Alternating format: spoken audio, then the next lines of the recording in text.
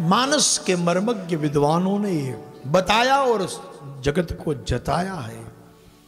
बाल्यकांड नाम से ही बाल है। मान लिया कि भगवान राघवेंद्र सरकार की ये बाल लीला है, इसलिए बालकांड। अयोध्या कांड को मानस के उपासकों ने उनका नामाभिधान किया, वो युवानी है। युवानी शायद आपको पता ही होगा, वनवास में जा रहे भगवान राम की उम्र कितनी थी।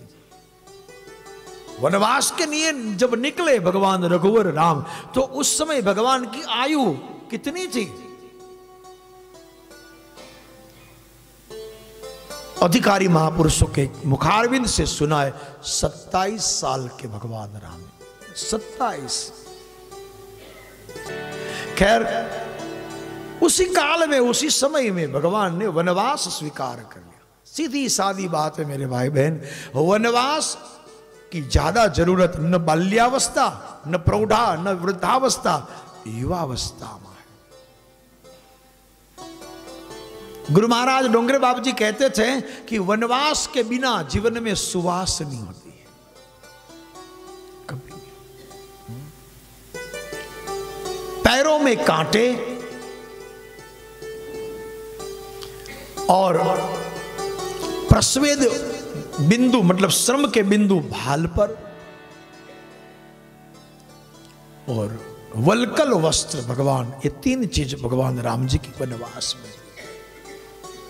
पैरों में कांटा मतलब विघ्न, कांटा लग जाए तो सीधी बात हमारी चाल विच्छेद हो जाए।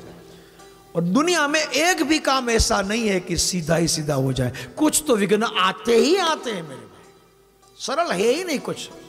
हमने सोच लिया कि बिल्कुल सच नहीं, कुछ भी तो हो ही जाता है ऐसे वैसे, कुछ कोई भी कारण कुछ भी हो। एक तो सबसे पहली बात है कि विघ्न आए तो किसी को दोषी मत मानो, दोषी मत मानो। हमें पता है कि 1 बजे खाना तैयारी होगा, मगर कोई कारण नहीं मिला, इसकी गलती है, उसकी गलती है, उसकी गलती, ये दोषारोपण की पिंजड़ में मत जाओ, कारण की चर्चा पे मत जाओ। जो हो रहा है उसका ये बात लगो कि कार्य का विघ्न है, वो तो आना ही है सजना। कहीं ना कहीं कुछ तो गड़बड़ रहती है।